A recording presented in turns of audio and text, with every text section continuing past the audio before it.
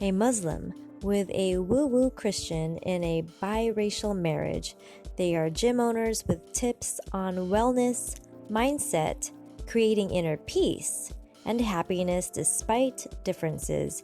You're listening to the Clem and Alfred Unequally Yoked podcast. Hey, it's Clem. And Alfred. It's Winter Wonderland.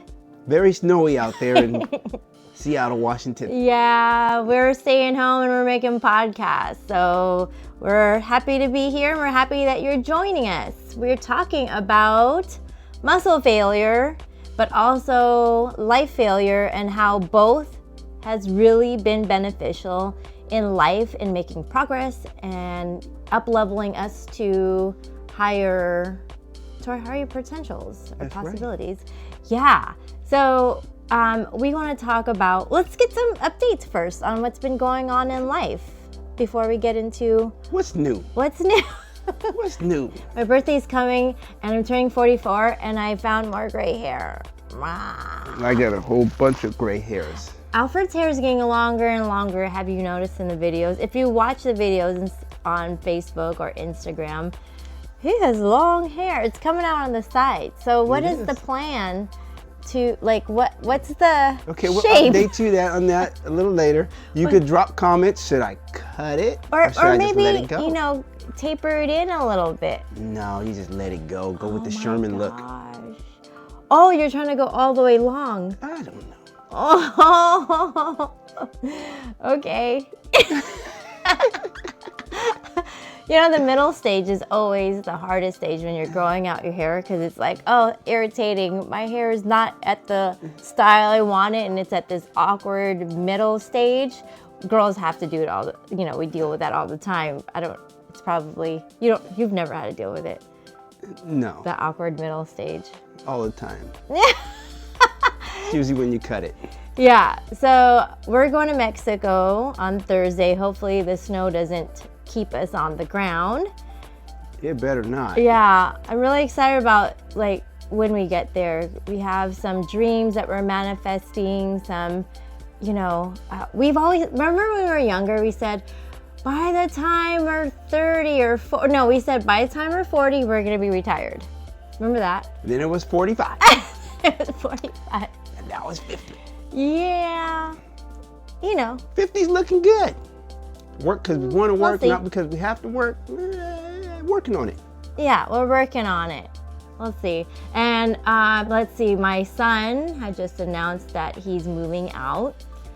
Bye-bye. And, he caught me on a good day where I probably wouldn't cry as much because you took the garbage out and he cleaned his room and he threw dishes, like full on big bowls with utensils into the garbage. And a hint of mold in the bowl. Because that's how they clean their rooms. Just throw it away. Just throw it away. And now we know why we went from 8 bowls to 4. Yeah, those big Costco beautiful white bowls because Alfred likes to eat lots of cereal all at one time.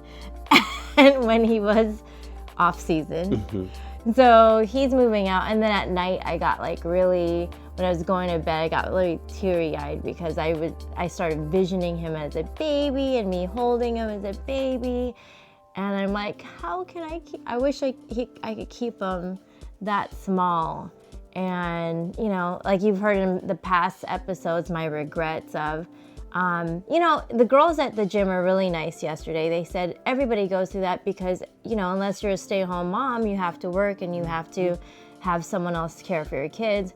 I agree. I think, though, for me, because it was my business and my company, it's that even when I am home, I'm not thinking or connecting with my family. I'm not thinking about them. I'm thinking about, how do I get the next sale? How do I market to attract more people? I'm like writing and handling issues even when most people are at home already making dinner.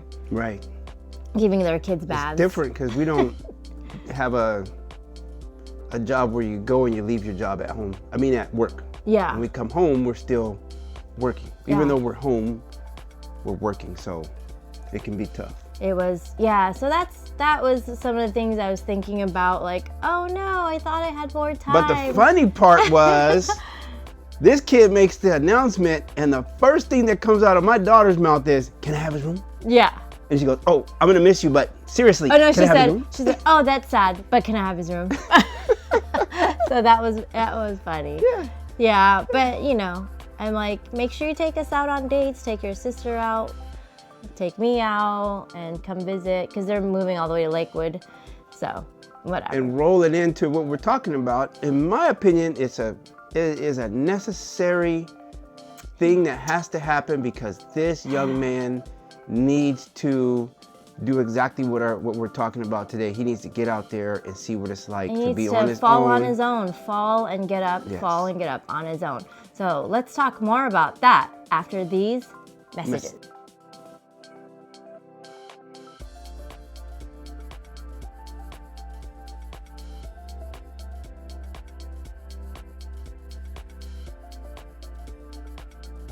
Thanks for that segue. That was really good. That was a really good life analogy of failing forward, falling, and getting back up.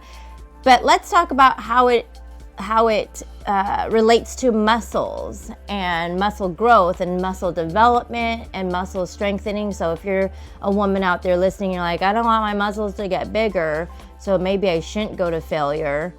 There is this thing called muscle failure, and it's an important process if you want to create progress or create change. Let's talk about that, Alfred. What is muscle failure and why is it important? Okay, so your muscle failure comes about when you have a load. So your load, it can be from a resistance band, weights is what a lot of us use. And you're driving the weight until the point where you can no longer push it or pull it, depending on which exercise you're doing, with good form. Right. So it doesn't necessarily mean you get to the point where it falls on you. So if I'm pushing the weight, like in a chest press. and I twist a little bit and start using my back, my pecs or my chest has actually failed. So what happens is the brain sends a signal down to the muscle and says, hey, we need to get bigger and stronger, because if Alfred decides to do that again, I need to make sure I can get this weight off of you. And that's where the growth comes about. So failure is a good thing if growth is a goal. It's like the body saying, hey, this is a necessity. So in adaptation, because our body goes through adaptation, meaning it'll adapt to what is the current environment. Correct. That you put it in. So, you know, like the ice ages, we adapted to ice age, or the drought ages, our bodies adapted to drought. And now we have signals in our body that tell us when we're, you know, that if we do something to starve our body and not feed it, there are mechanisms in our body that will go into survival mode. And it adapted that through the years of famine. So now it's part of our DNA. We are going to adapt to times of not being fed to survive. So in this case, where you're pushing weights, it is going to figure out, oh, this is a stress. This is a stress that we're under, and we need to figure out how to survive this stress. It forces your body to, again, adapt and change. So you're ripping the tissue. Like, this is the fallacy. People think, oh, I go to the gym and I'm making muscle. You don't make muscle in the gym. You rip muscles in the gym, and then at night you go to sleep, and with the food that you fed it, and the nutrition that you fed it, you use that nutrition and the calories to help heal those rips and tears to a thicker, stronger strength. Like if you cut yourself, you know, when you cut your skin, some people keloid, like Alfred has keloids. Actually, you could see them right now. Keloids. Keloids. The skin is tougher in the places that he was burnt or he was cut. And so same thing with muscles. The tissue comes back thicker and denser in those areas. Stronger. Yeah. All right. So how does this how do you know when it's too far, or because our egos will like say, hey, you could do more, or oh, look at these people around you, they're lifting more weight than you, or look at the people at the gym and they're, you know, going faster than you, or whatever. And we start making up these stories in our heads about what is socially acceptable of the kind of weight we should, or the speed we should, or what it's all in our head, people. We think that they're looking at us, but they're not. They're like totally self-conscious about it themselves. They're thinking you're looking at them, but whatever. What is appropriate, and how do you know like the one rep? Like, explain that. So any good trainer who's paying attention will be looking for the slightest instability in the muscle that will show that you have actually failed. So again, if you're pushing to the point to where you may need to incorporate other muscle groups to help you with moving the load. Now, when you get really good, you can actually feel it. So even though last night I did 365, I deadlift 10 times, I probably could have did 3 more, but I can guarantee you those last 3 would have been 3 of the ugliest reps I probably ever did in my life, because I could feel my form starting to go. So I'm fortunate enough to have a few people that I train with late at night who are also trainers, and they also agree that, hey, that was a good choice to stop there. It's not going to the point where, again, the weight's gonna fall on you, or you're pushing so hard, as Clem said, you're trying to get to that 12 or the 13th rep because of a particular number, but your form is not good. Right. That's where you're gonna hurt yourself. So we don't wanna hurt ourselves. Sometimes you don't wanna stick to a plan just because you planned it. Yeah, there's some days you're feeling good, you're feeling strong, and you can go a little harder. Other days, you may not, but that doesn't mean your workout wasn't gonna be good. As long as you send that signal was sent to the brain, hey, he pushed me to the point where, or she pushed me to the point where I need to get stronger. You send the signal, you're fine. Now on the flip side, you will see some people, they might be sitting on a bike reading the book. Now I'm glad they're at the gym and they're moving, smelling the sweat, but it's really hard to expect solid results if you don't push yourself to failure on some workouts, and then there's also fatigue on others. We're not talking about fatigue, we're talking about failure, but failure is important for growth. Everybody has different goals. Some people go to the gym for solace and an opportunity to read. Maybe at home it's to socialize. And so, at home the kids are yelling and they can't read. So there are different reasons why people go to the gym and use the equipment. And maybe you might be that one who are like, oh, these people are taking up space and using all the equipment, but don't sit in the squat rack. At least they're not just sitting at home. They can sit on the recovery bike. That's right. That's fine. But don't sit in the squat rack texting and read a book and taking 10-minute breaks. Okay, but hey, let's go. Let's cover that, because I did meet a doctor, Dr. Jana, in Bellevue. She specializes in women's health, but also she went to a seminar or a workshop on the elderly, and it has been discovered and has been scientifically proven that elderly can still improve in strength and create human growth hormones, where we thought, there's a certain point that we stop. And they've done this study, and they take these elderly through a workout, and the workouts are 1 rep, 1 set workouts, where it causes them, meaning like there's 1 leg exercises, and there's one, normally we have several leg exercises and several arm and stuff. It's just 1 exercise for the legs, 1 exercise for the back, 1 exercise for chest and arms and all that stuff, right? But it's so hard that they must struggle through it. And maybe they don't even do the full rep. Let's say they're doing a bicep curl. Maybe they don't even get the dumbbell or the band or whatever they're using all the way up to a full range of motion, but they struggled through the whole thing, and then they stop when, you know, it's unhealthy to keep going, like meaning it might hurt their back to keep going, or it might hurt, you know, their neck to keep going or whatever.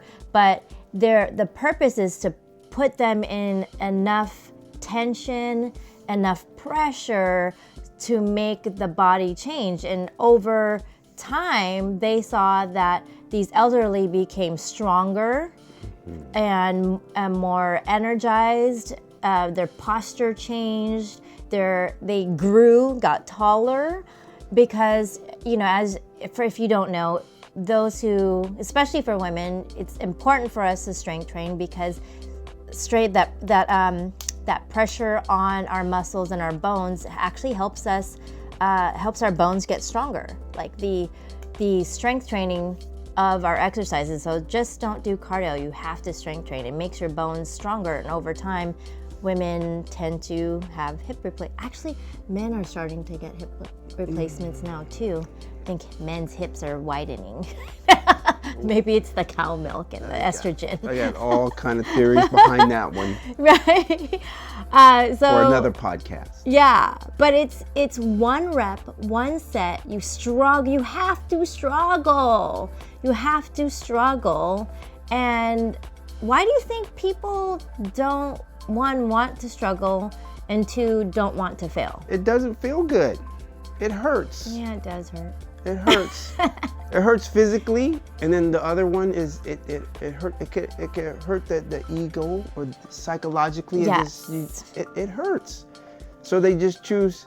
Some choose not to push as hard to fail because it hurts. So we're talking about this today because at our club, at Victory Get Fit Club in Federal Way, it's a mind and physique transformation boutique for women, but we also are a co-working space for trainers who are building their own businesses. So we do have men working out there in private training sessions with our individual trainers.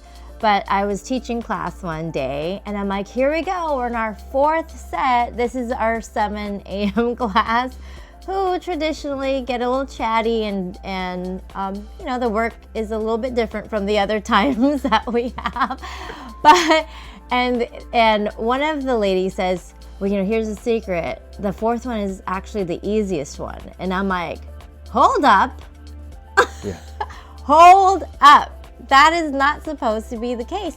The fourth round, or the fourth set, is supposed to be the hardest one, because if you were not sandbagging, meaning saving up energy, pre-planning the future and not living in the now, if you're pre-planning the future, going, okay, if I just work at 30%, or actually 25%, and then my next one would be 25 and 25 and 25, I can look the same and have the same, I don't have to give very much output, so that I could be, you know, at an even keel, and that's not sweat out my makeup. Yeah, no, they don't have makeup. These are, they're not having makeup on.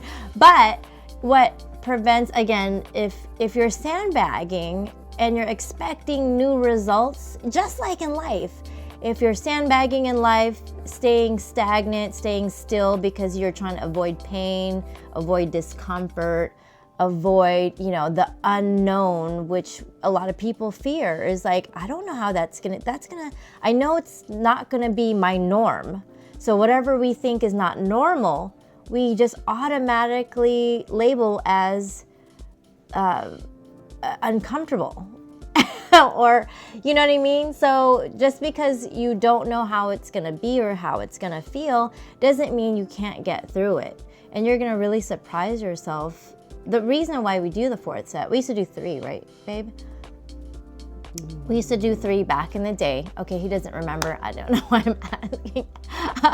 We've been at this for many years. We used to do 3 sets, and we increased it to 4 because we found, I think it was after going to PSI, Personal Success Institute. We were at Personal Success Institute. I'm veering off the story now. We were at Personal Success Institute, and there's this day where we have to do a lot of physical challenges, you know, rope challenges, jumping off 64 feet, telephone poles, and trapeze stuff. And it was like, okay, it's really mental, a lot of mental and physical and emotional pushing and pressing against our norm, right? So it's uncomfortable, and we're done for the day. We're like, okay, all of the activities were finished. We're thinking we're going to have dinner. We're walking back to the lodge, and then they stop us and they point us to the wall. Remember the wall? And I'm like, holy crap, we have more. I'm spent. Everybody's spent. We were spent. And they're like, oh, you have to climb over this tall wall. I mean, this wall was... It was like a 25, 30-foot wall. Yeah. I was like, are you effing kidding me? And everybody has to get over. Everybody, or else we're not finished. It's a big crowd. And we got very creative, and it worked. It happened. But we thought it couldn't happen. Like, when you first walked up, did you think, oh yeah, we could do that? No, we're like, there's like all different sizes and heights and people who are not athletic at all. So I'm like, how are we gonna do that? One, we're all tired. Two, get them over first. How do we get people who are not used to using their bodies, you know, for survival? Yeah, and there were some who didn't want to even attempt to go over the wall. They were like, you're not throwing me over that wall. Right. But I think we had to. We all ended up, because it was like, we had to figure out how to do it. And that's in relation to our body too. Your body will figure out how to do it. When you think you don't have enough, you do, because there's a deeper inner power within you that you can pull from. We're constantly living with the power that we have in our flesh and our earthly body. We're constantly using that. Joe Dispenza calls it matter, trying to change matter, meaning these particles, because this is all illusional particles, our body, and we're just matter, trying to change matter, where there is a deeper inner strength, a deeper spiritual inner strength that you can actually pull from. It's a lot stronger. It's a lot, it takes practice to tap into that inner empowerment that you have. But if you practice it enough, and I think that's why going to the gym is really, really important, because if you put yourself through enough tension, you have to do that inner self-talk and tap into that, right? I remember when I was training for races, and I'm like, God, I'm done. This is the last freaking mile, or this is it. I was training for, after 8 years, I eventually got to, after 8 years running, I got to do a marathon. But I would, in my mind, go, okay, you're not done. You're just feeling tired physically. So get to that next pole, get to that next light post, get to that next. So I would have I would set a vision, and it's really important to look forward. Know where your finish line is. And I knew my finish line was way out there. So how can I motivate myself to get to the finish line, even though it might be, I'm fatigued, I'm like spent, and I'm hungry, or I'm just done because I'm looking at pavement for hours and hours of pavement. And I would say, okay, you can do one more light post.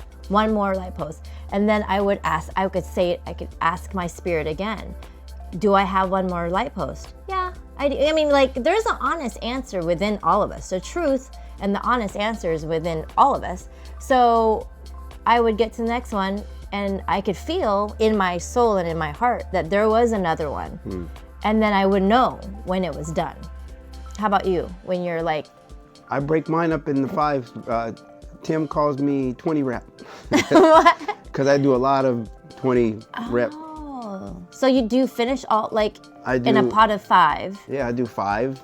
And then I'll do 5. Or actually, the first one I'll do 10. And I'm like, oh crap, I got 10 more to go. And then I shift and I go, nope, 5. Then I get to 15, then I'll do 5 more. I gotta, like, you break it into light poles, I break mine up into 5, sometimes 3s, sometimes 1 more. Do you ever break the 5? Like, you're like, okay, that if I do 1 more, like if I do number 4 and 5 or 3, 4 and 5, it's gonna be unhealthy? All the time. I might be pushing for 20, and if it's a week where the energy's not there, maybe I missed a meal, or I'm working out too late, I might do 15 and then stop. I mean, do you break the 5 set? I mean, because what I'm hearing is you're setting the finish line. Like, okay, here's the next light pole or mile marker is the 5. But what if your body's like, okay, let's do it. I'm with you. I'll get to the next mile marker with you. And your body's coming along, and then all of a sudden you get to number 2 and number 3 is starting, and you're like, ah. That's it. Okay. If I break my form, I stop. I call it training your lane. Yeah. Because, I mean, you could injure yourself. Especially with deadlifts. Yeah. I know they're important. Keep your testosterone levels up and get strong, thick back. But, that is the exercise that ends a lot of people's career. Yeah. This has a lot of parallel to actually in business and in marriage, because I can tell you we've been married for we're going into our 22nd year. We're in our 21st year. In September it'll be 22, and there has been many years where I'm like, this is the end, this is the last year, this is the last week, this is the last month, this is the last day. And I'm like, okay, just 1 more. That's life.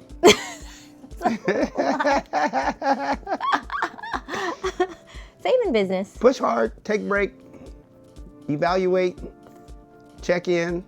Yeah. Keep grinding. Let's cover some points. The points are, hey, when you think you want to quit, go deep into your spirit. Get used to talking to your body and get used to talking to your soul and getting answers. If you make that a regular practice, you'll hear answers a lot quicker, and you'll be able to be intuitive and a lot faster. Isn't that why meditation is so good? Yeah, because you shut down all the negative noise. Yeah, quiet the noise and look for the answers. You have them.